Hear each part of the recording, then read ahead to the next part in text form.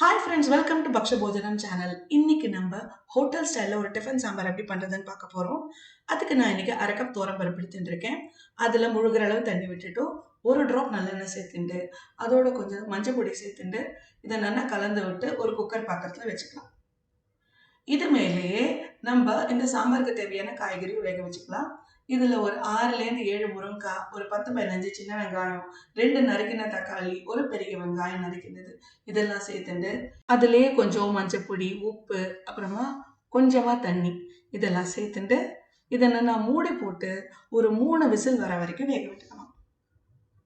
இப்போ 3 விசில் வந்த அப்புறமா காய்கறியும் பருப்பும் நல்லா வந்திருக்கும். இப்போ வெந்த காய்கறியை தனியாக எடுத்து வச்சுட்டு பருப்பை நல்லா மேஷ் பண்ணி ரெடி பண்ணி வச்சுக்கணும். அடுத்ததா நம்ம சாம்பாருக்கு பொடி எப்படி அரைக்கிறதுன்னு பார்க்கலாம். அதுக்கு 1 டேபிள் ஸ்பூன் நல்லெண்ணெய் விட்டுக்கோங்க. அதில் 2 டேபிள் ஸ்பூன் தனியா, 2 டேபிள் ஸ்பூன் கடலைப்பருப்பு, 1 டேபிள் ஸ்பூன் உளுத்தம்பருப்பு, ஒரு 5-6 மிளகு, ஒரு 4 வெந்தயம், அதுக்கப்புறம் ஒரு 4 வரமிளகா இது எல்லாத்தையும் சேர்த்து நல்லா ரோஸ்ட் பண்ணிக்கணும். ஒரு மீடியம் ஃப்ளேமில் வச்சுட்டு இதெல்லாம் ரோஸ்ட் பண்ணிக்கோங்க. இது ஒரு பாதி வறுபடுற போது இதில் ஒரு நெல்லிக்காய் சைஸ் புளி சேர்த்துட்டு அதையும் நல்லா வறுத்துக்கணும். இப்போ இதோட 2 டேபிள் ஸ்பூன் தேங்காய் சேர்த்துட்டு அதை லைட்டாக வறுத்துக்கோங்க. வறுத்துட்ட அப்புறம் அடுப்பை அணைச்சிட்டோ இது எல்லாத்தையும் ஒரு மிக்சி ஜாரில் சேர்த்துருங்க. இது ஆறின அப்புறமா இதை நல்லா வழுவழுன்னு ஒரு பேஸ்ட்டை அரைச்சின்னு வரணும்.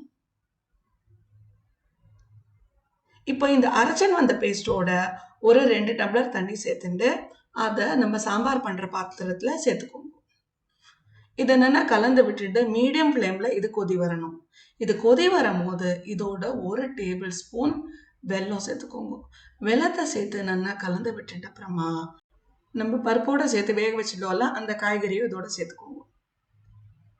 இப்போ இந்த காய்கறியும் நம்ம அரைச்சி வச்சிருந்த மிக்சரும் சேர்ந்து ஒரு கொதி வரணும். இப்போ ஒரு கொதி வந்த அப்புறமா நம்ம மேஷ் பண்ணி வச்சுருக்கோம்ல பருப்பு அதை இதோட சேர்த்துக்கோங்க. சேர்த்துட்டும் இதை நல்லா கலந்து விடணும். கலந்து விட்ட அப்புறமா இதுக்கு தேவையான உப்பு அதையும் சேர்த்துட்டு திருப்பி நல்லா கலந்து விடணும். அடுத்ததா இந்த சாம்பாருக்கு தாளிச்சு கொட்டலாம். அதுக்கு நான் ஒரு பேனில் 1 டேபிள் ஸ்பூன் எண்ணெய், கொஞ்சம் கடுகு, இந்த கடுகு நல்லா பொரிஞ்சு வரும்போது இதோட கொஞ்சம் உளுத்தம்பருப்பு,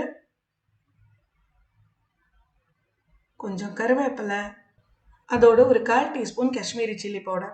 இந்த காஷ்மீரி சில்லி பவுடர் வந்து ஒரு இன்ஸ்டன்ட் கலர் கொடுக்கும். அதனால தான் தாளிச்சு கொட்டுற போது அதை ஆட் பண்ணுறோம். இப்போ தாளிச்சு கொட்டினதை சேர்த்துட்டு இதை நல்லா கலந்து விட்டுட்டு அது மேலே 1 டேபிள் ஸ்பூன் நெய் சேர்த்துக்கோங்க.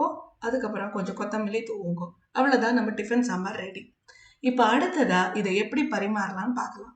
இப்போ நான் இட்லியை ஏற்கனவே ஸ்டீம் பண்ணி ரெடியாக வச்சுருக்கேன். இது மேலே நம்ம டிஃபன் சாம்பாரை ஈவனாக ஸ்ப்ரெட் பண்ணுற மாதிரி ஊற்றணும். அதாவது மொத்தமாக அதில் குளிப்பாட்டணும்.